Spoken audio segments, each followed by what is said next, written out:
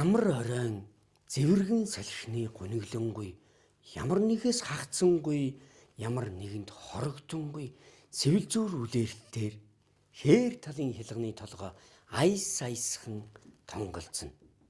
Үхэр сүрэг салхи сөрөн сөлн шингэрсэн өвсний оройг хилээрээ ороон зулгааж нам гүмхэн шаргалдах дэнжийн бэлчээрт өгсөх хагаад хамрынхан сартгар руу шурган алдан үсчих царцаа дэвхрэгнүүдэд дургуйлах шиг эврээ байн сэжин сүүлээ шарвна.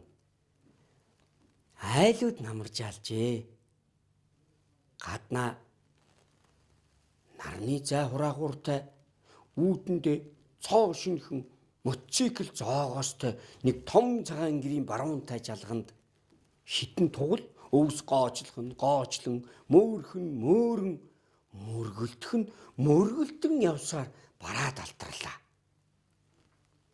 Харин хашаанд өнөө өглөө зориуд ганцаарынгийн уйж үлдээсэн хүрэн тугал хашааныхаа сургаагт бөөрөө наан багуудын нарны элчинд цохиулсан гэлтэй дөрвөн хөлөө тарайлган таатайхнаар унтж ивдэн. За, ерөнхийдөө болж байна.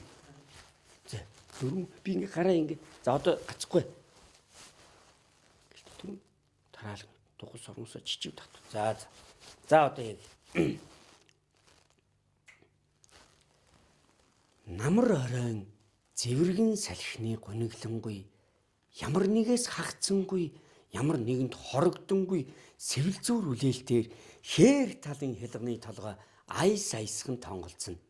Үхэр сүрэг салхи сөрөн сөлн шингэрсэн өвсний оройг хилээрээ ороон зулгааж нам гүмхнөө шаргалдах дэнжийн бэлчээрт бэлчин өгсөх хагаад хамрынхан сартгар руу шурган алдан үсчих царцаа дэвхрэгнүүдэд дургуйлах шиг эврээ байн сэжин сүүлээ шарвнаа. Айлууд намаржаалжээ.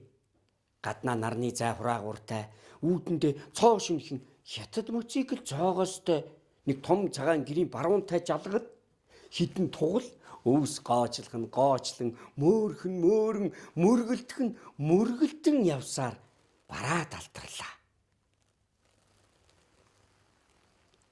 Харин хашаанд өнөө өглөө зориуд ганцаарынгийн уйж үлдээсэн товир биетэй хүрэн тугал хашааныхаа сургаагт бөөрөө наан багуудын нарны элчинд цохиулсан гэлтэй дөрвөн хөлөө таатайхнаас сул тарайлган унтж хивдэн. Тугал сормуусаа жижиг татв анивчин чихээ үе дэлдэг хөдөлгөөд хаяа нэг нүд зөхийг нэргнүүлэн гоочлох ялаа батханд тавгүй ирэх шиг сүүлээ мөргнүүлж жийсэн хөлөө атгас хийгэх нь нойрон дундаа хачин сонин зүүдэл живдэх ажээ. Нэг хитэр насны лагшин дүр гойд үзэсгэлэнд их усан мэдүүлгөөн хүн ихэд шаналсан царайтай тугал руу хурч ирээд чи намайг унуулад явахгүй юу гэж гуйн өгүүллээ. Тугал би чинь морь биш шүү дээ гэхэд надад морины хэрэггүй. Хөл минь урагшаа зөөгдөхөн боллоо. Би чинь одоо дааж бядгүй байна л да. Гэхдээ ядаж бируусан болч тэгээд хайчих гэж байгаа. Тэгэхэд мөнөөхөн би их хол явах юм. Дээшээ урагшаа дээшээ явна. Тэнд нэг саглагар мод буй. Тэр модны дор очиж би хүслээ гүйцэтгүүлэхийг хүснэ. Наяад голдий тоод цагийг эзлэх хугацаанд тийм тоод амтны нугуудад тус бүтээнгээ чамд унаа бож ажилсны чин буйныг төгс дэлгэрүүлэн зохиоё. Гэхэд Тугал тэр хүний үгээр одмоор санагдаж даруй нуруугаа тусан мордуулаад замд тэмцэв. Нэг харахнээ урд хожид хогт хийж байгаагүй сонин газар ирхэн тэрэ. Энэ юун гол вэ гэж асуухад өнөөх хүн "Уй занаа мөрөн" гэж хариуллаа. Тэгвэл "Гүй тэр нэг мод" гэхэд "Бод модоо. За ингээ чи одоо буцтаа" гэхэд Тугал "Таны нэрийг хэн гэдэг юм бэ?" гэхэд "Энэ этхийг нутгийн шагаа өмгийн сэдэд раднаа" гэхүг бүдэг бодог сонсогдсноо. Өнөө хүний үзэгсэл лагшин тунгалах дүр гинэт үл үзэгдэн замхарлаа. Тугалын ам ихэд хангаж сүүгээ залгилмаар ундааснаа. Ингээд сүүгээ хөхөөр мөөрөхөд ижийн бэлчээрээсэн хотолж чимд сарайсан гөхөө амын дүүргэн өмхүүллээ. Амт зүв ивлэж эхлэхэд л амьсгай завсраггүй хов сорон үлгэж зогслоо. Тэгсэн гинэт хаа нэгтэйгээс сүүдэр шиг л Тугалын эзэн бүртэлцэн ойртож ирснэ. Тугалын хүзүүвчнээс нь хүчтэй бахин гараараа гууд татлаа.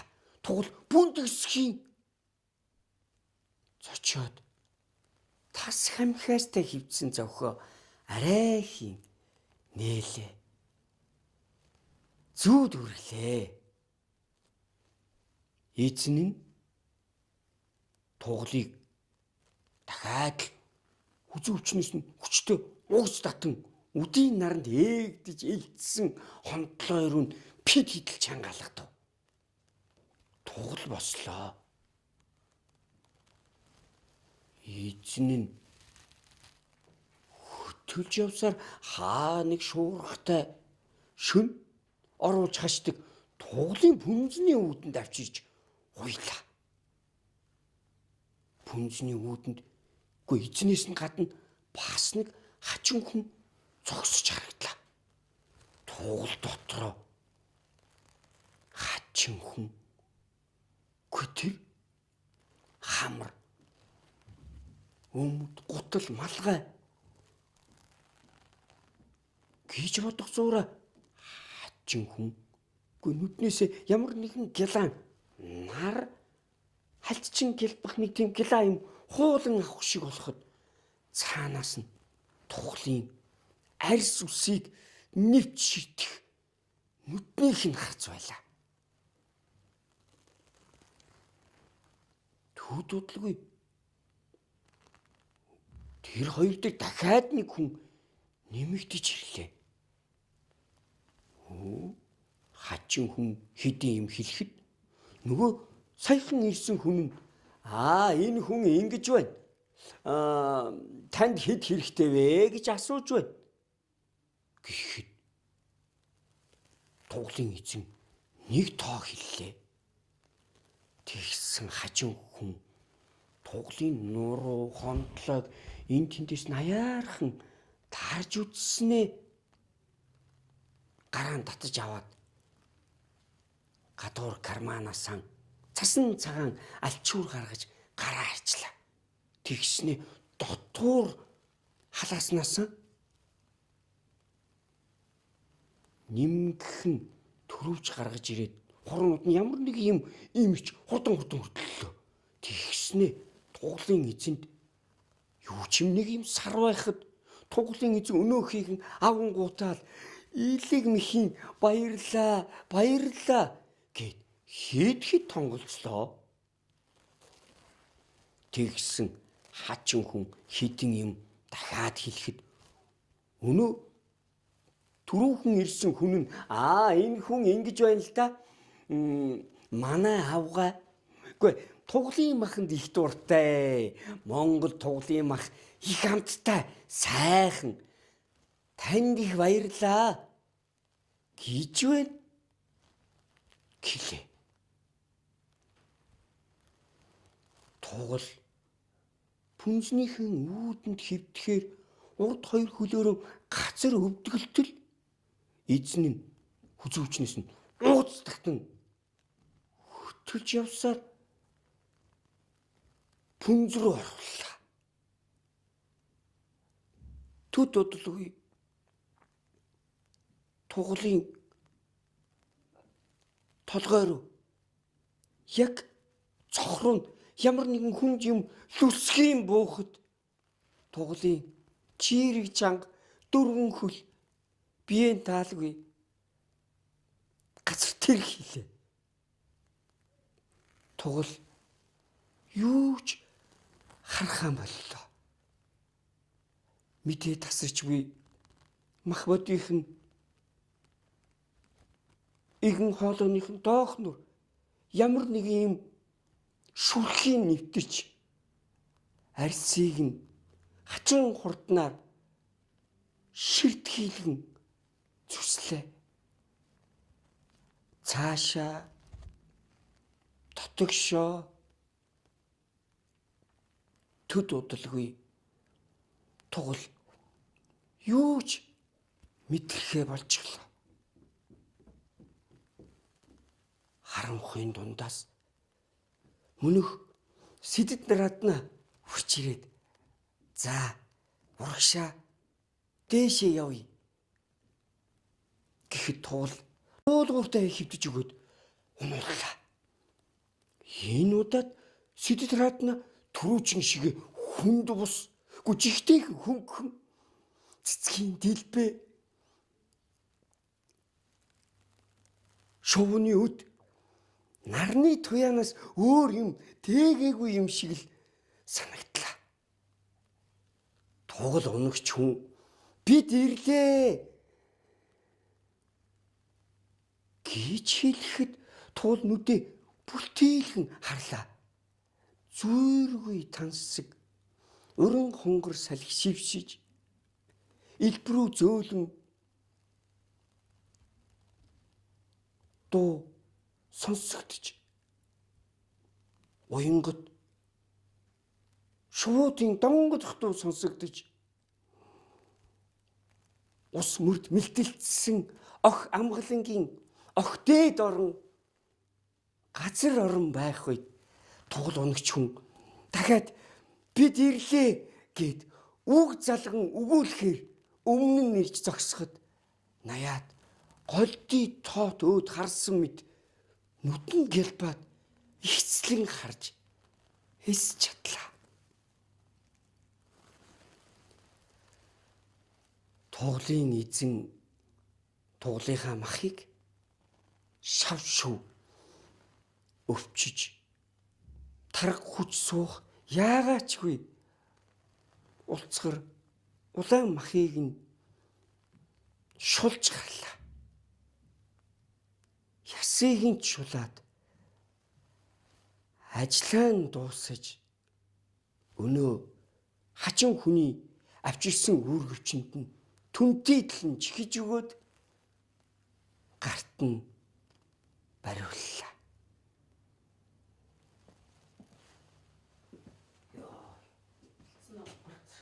Амар хүнцгөл.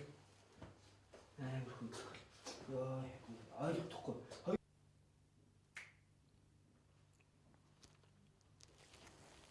Тугалын эзэн тугалынхаа махыг шав шив сурмгаар байхгүй. За.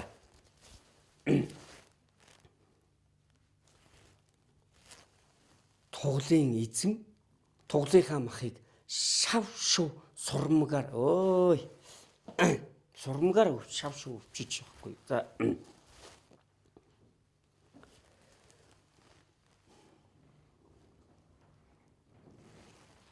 Тугалын эзэн тугалынхаа махыг сурмгаар шав шив өвчиж тарга хүч суух яагаачгүй улцгар ягаан махыг нь шулаад ой махыг нь юу лээ мөчлөөд ёо ямар хэцүү үг вэ.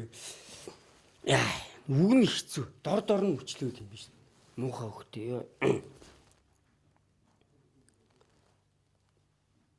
За. Туглын эзэн туглынхаа махыг сурмгаар шав шив.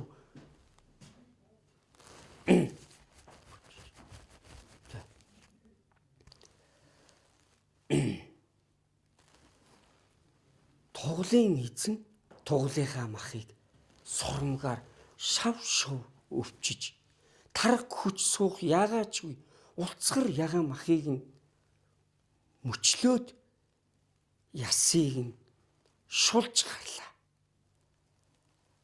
Ажлаа дуусаад хажин хүний бэлтгэж авчирсан үүргэвчэнд нь түнтэйдл нь чихэж өгөөд гарт нь бариуллаа. За хийх юм шүү дээ. За.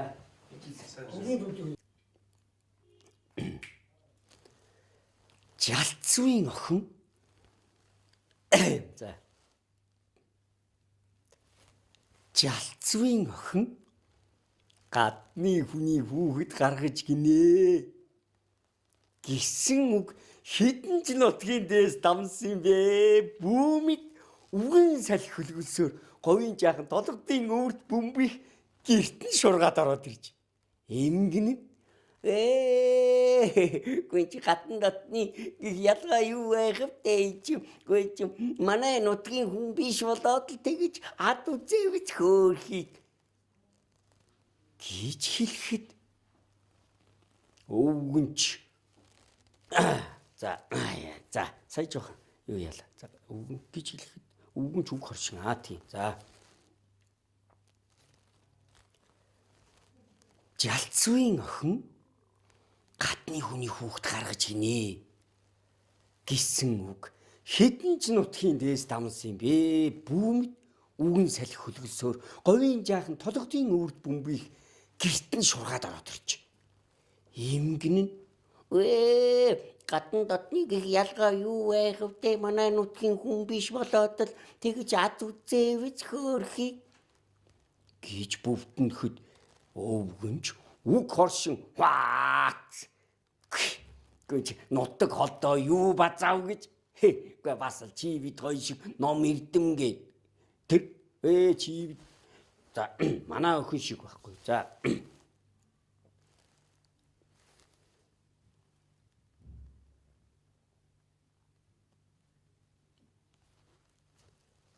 Жалцвын охин гадны хүний хүүхэд гаргаж гинэ гэсэн үг хэдэн ч нутгийн дээс дамсан бэ. Бүүмэд үгэн салхи хөлгөлсөөр говийн жаахан толгодын өвөрт бөмбөх гэрт нь шургаад ороод ирж.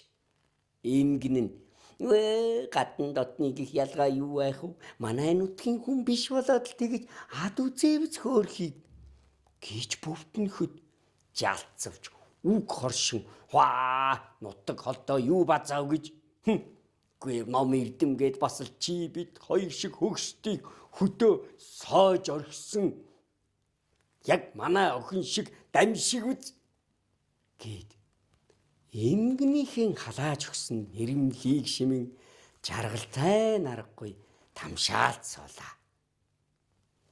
Охин нь онгоцоор гарч гин үгүй аймаг дээр ирсэн гинэ. Үгүй чи машинаар ирж яваа гин гэд захилгаан хогт үгүй мөртлөө сурган сонсогдсоор нэг өглөө гэрийн гадаа пар хийдэл буулаа. Охиноо үнсэх гэж уралддаг хоёр хөгшин энэ удаад манцуутай хүүхэд рүү зэрэг ухс хийхэд охин хүүгээ илгэндээ нааж тэрсээр гэрд ороод явчихлаа. Охины хүргэж ирсэн жолооч аяг цай ууваагүй юу л хөөгцөн амьтан шиг гарч одоход эмгэн сая л өөр юм уу модон орон дээр сэрэх янзгүй дуугжрах хүүрүү аяар дөхөж торон хүнжлэхийг сөх гэтэл охин хүүгээ гинтхэн шүүч аваад л үгүй Аав ээж хоёр минь би учрыг нь хэлэхгүй болохгүй. Гэхдээ энэ маань хүү маань зүсөөр юм шүү. Битгий сандраарай. Гэлээ. Үгэн охиныхоо хэлхийг ёор анзаарсан шинжгүй юу. Хүүд дөхөж үнсгээр өнгөөлөө. Цас шиг цагаан манцүүнээс зухих алга дарам хар нүрийг харангуйта эцэгчил нэгээд уул галтан суун туслаа. Охин нь ам хуурайгүй л бид хоёр бие биендээ хайртай тэр их сайн хүн удахгүй араас ирнэ. Тэр сайн хүн гэдэл үгнүүд өвгний чихнийх нь омгийг шүргэн алдан газар унаж байлаа. Өвгөн тэр өдөртөө л дууга хураан өөрийнх нь модон орон дээр хөвдөх өлгийтэй амтэн рүү хаяа нэг хялмахын хард суунаа. Хөөс хард жалцвый хар хүүхдийг үзье. Хари. Алуу гэдэл бүр сумаараа нэг хүмүүс цовж ирэхэд хоёр хөгшин дургуйцэн охин нь бүр амтэн хүнээс нуугдан орох гарах газраа олж ядаж байхад харин хүү юугаач мэдэхгүй ангайсан амтэн ирсэн хүн бүхний өвөр дээр дэрвэж инээгээд дэрвэж байдаг боллоо. Үуч дээс үуч хүл хорилдоо биш дэлгэр зунаар илүү гэртээ нуул тайна биш. Сүүлдээ ирж уцах хүмүүсийг тоохон болоод за манай бандыг харах гэж ирвүү гэдэг болж. Ямар тайж гисэн падхаар өнгөнд нь дасч амтэн шиг санагдах нь арай гайгүй боллоо. Өөрийнх нь өнгийг ширтэх өвгөн рүү өнөх хүү улаан бүүл гарган инээж өтгөн сормусаа тормолзуулан шилээ шөргөөлөө. Өвгөн гараан хазарт нь хүрхгээд хуруугаан дөхүүлэхэд хүү идэх юм гэж бодох болтой өмхөх гэхэд нь өвгөн гараа татаж аваад тэр ирхэнхөө идэмхий гэдэг нь өвөөгийнх нь гар даанч нүл тамхитаа гээд зулайхийн үнэрлээ. Нялх хүүгийн буржгар сэвлэгнээс тийм гэхийн аргагүй сайхан үнэр хан хийхэд өвгний хамар ширхрэн нүдэнд нь нүлмс дүүрээд ирлээ. Охин үрээс минь унсан ясмахны тасархаа юм хойд хар гээд бид чинь чамайг хайш нуух вэ? За хар жалцвын хар зээл гих байх та. Миний мөнхөг. За яах вэ гээд хинд ч юм бэ ингэж хэлснээ хаашаа чи бүүмэд морныхон зил рүү алхаж явах нь тэрэ.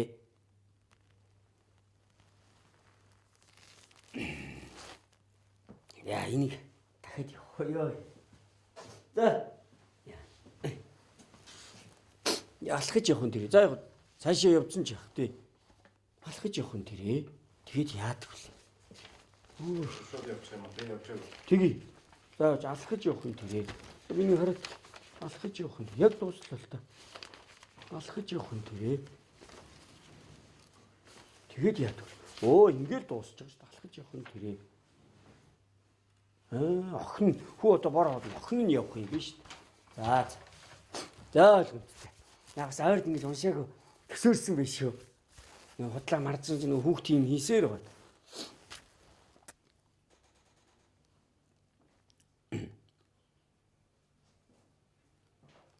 За.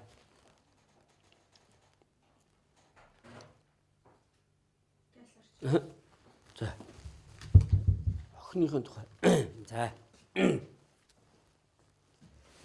Жалцвын охин гадны хүний хүүхд гаргаж гинэ гэсэн үг.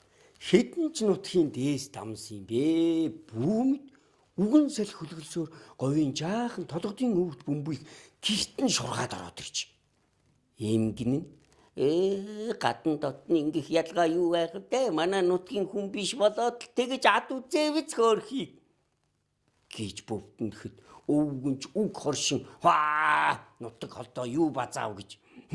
Үгүй бас л манай охин шиг ном эрдэмгээд чи бид хоёр шиг хөгшдгийг хөдөө соож өргсөн дамжиг үз гээд эмгэнийхэн халааж өгсөн нэрмлийг шимэн жаргалтай наргагүй тамшаалд суулаа. Охин нь онгоцоор гарсан гинэ. Үгүй машинаар наашаа ирж явааг нь үгүй аймаг дээр ирсэн гин гээд цахаа цахилгаан хогт үгүй мөртлөө сурган сонсогдсоор нэг өглөө гэрийн гадаа пар хийдэл буулаа. Охиноо үнсэх гэж уралддаг хоёр хөгшин энэ удаад манцуутай хүүхэд рүү зэрэг ухсан ихэд охин хүүгээ илгэндээ нааж тэрвэрсээр гид ороод явчихлаа. Охиныг хүргэж ирсэн өнөө жолооч аяг цай өвөөгүй юу л хөөгцөн амтэн шиг гарч одоход эмгэн модон орон дээр унтах үлгийтэй амтэн рүү аяар дөхөхөд охин нь гинтхэн хүүгээ шүүрч аваад аав ээж хоёр минь би учрыг нь хэлэхгүй бол болохгүй. Гүй энэ маань хүү маань зүсөөр юм шүү те. Битгий сандраарай гэхэд өвгөн охиныхоо хэлхийг ёор анзаасан шинжгүй юугүй хүүд дөхөж үнсгээр өнгийлөө. Цас шиг цагаан манцуунаас зухих халах тарам хар нүрийг харангуйта эцэгчин гээд уулгалтан суун туслаа. Охин нь ам хуурайгүй бид биендээ хайртай их сайн хүн байгаамаа удахгүй араас хүрээд ирнэ одоо ингээд хүрээд ирнэ гэх үг өвгний чихнийх нь омгийг шүргэн алдан газар унаж байлаа. Өвгөн тэр өдөртөө дуугаа хурааж өөрийнх нь орон дээр унтах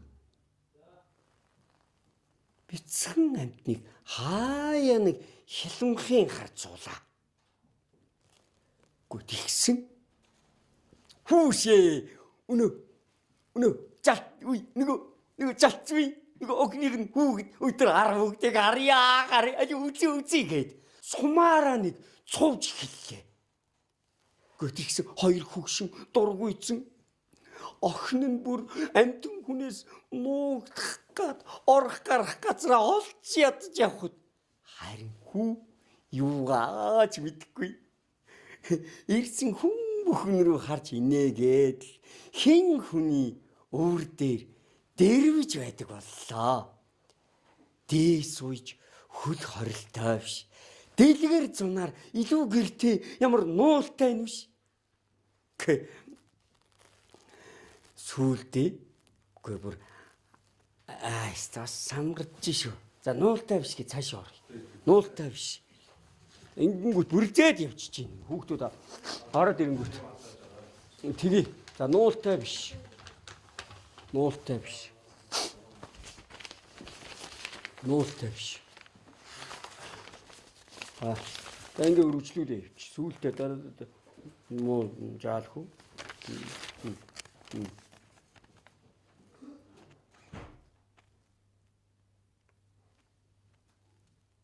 Болоо. Нуултай сүүлдээ. Тийм. За. Сүүлдээ ирж уцах хүмүүсийн тоогоо ирсэн гэдэг болжээ. За. Дээс уйж хөл хорилтой биш. Дэлгэр зунаар илүү гэртээ нуултай биш. Гэхдээ сүүлдээ ирж буцах хүмүүсийг тоохоо болоод уяан дээр хүн буухтал. За манай бандыг харах гэж ирвүү гэдэг болж. Ямар тайч гэсэн пад хар өнгөнд нь тасч амтэн шиг санагдах нь арай л гайгүй боллоо. Жаалхүү өөрийнх нь өнгийг ширтэх сахалтай өвөөрөө хэсэг харснаа сормуусан анивчин улаан бүүл гарган инээж шилээ шөргөөлөө. Өвгөн ваа хаанах гээчин амтэн бэдэ чи чин гэд парвисэн гараан хацарт нь хүрээтгэлээ. Тэгсэн хүү идэх юм гэж бодболтой өмхөх гэхт нь өвгөн гараа татж аваад хүй ой идэмхий гэтгэн эрхэмхөө өвгийнх нь гар нүл тамхита гэд зулаагийн үнэрлээ. Нялх хүүгийн сэвлэгнээс нь тийм гэхийн аргагүй сайхан үнэр хан хийхэд өвгний хамар шархирын нүдэнд нь нулимс дүүрээд ирлээ. Охин үрээс минь унсан яс махны тасархай юм хойно хар гээд бид чинь чамайг яалтайж билээ те. Яад говийнх нь хизээл билээ. Хар жалцвий. Хар зээл гинүз миний хүү. За яах вэ гэд хинд ч юм хэлснээ бүр хөгжилтэйгээр босоод морныхон уяа руу явлаа.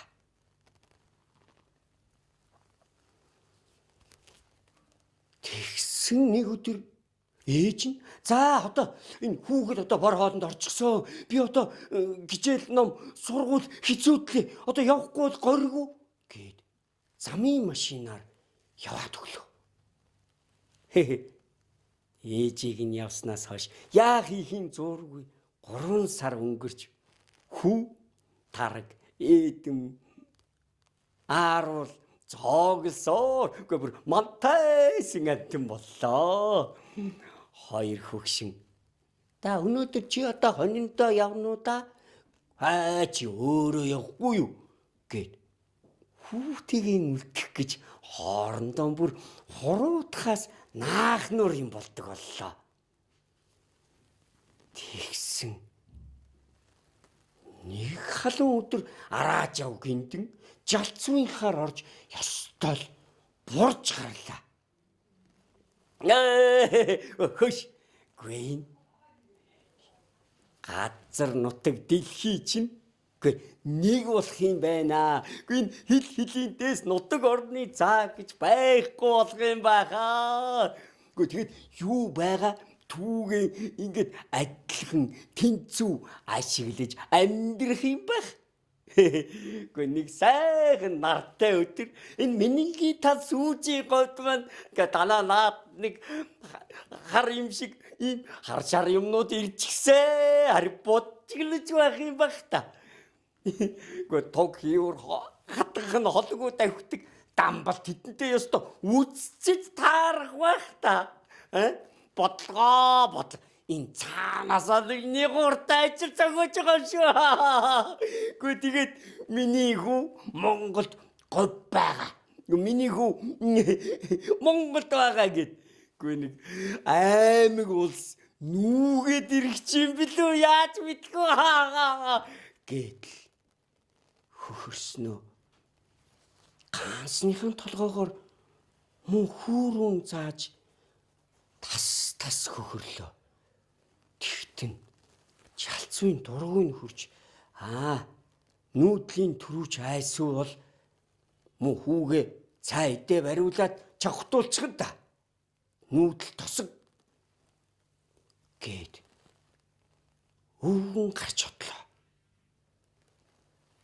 Араажиг эндингийн ярианаас глобалчлал гэдэг нь дэлхийчлэн гэсэн үг гэдгийг ойлгож үлдсэн ч буруу зүвийн дэнсэнд бодлоо тавьсангүй. Ганцхан цэнхэр дэлхий чинь зөвхөн бидний л нутаг байгаа байхгүйгээрээ байхад юу нь болохгүй гэдгийг цус гэж алгасан хар жалцвын ээдэн ултай гутлын мөр говийн нуран хөлсөн дээр яг л Монголын газрын зураг шиг тоойтол зураан үлдэж байлаа. За болцоо. Төрс сая би зүг хэлсэн. Говийн нуран гээд гарч одлоо. Юу л? За энэ төгсгөлийн ингээд. За би яг төгсгөл дээр л гацдаг өвчтөй болж байна. Араажог нэг яраас глобалчлал гэдэг нь дэлхийчлэн гэсэн үг гэдгийг тогтоож үлдсэн ч буруу юм тавьсангүй. Ганцхан зэрэг дэлхий бидний нутаг байгаа байхгүй байх юм болохгүй юм. Ийм бодож алхсан хэдий ч говийн нуран хөрсөн дээр хол алхсан. За.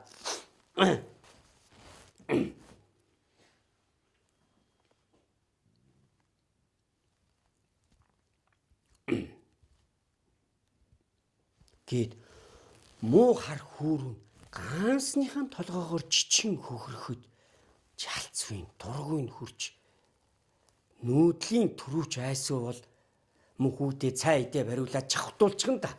Нүүдэл тосог гэж хэлчихэд гарч одлоо. Араажив гиндингийн ярианаас глобалчлал гэдэг нь дэлхийчлэн гэсэн үг гэдгийг ойлгож үлдсэн ч буруу зүгийн дэнсэнд бодлоо тавьсангүй.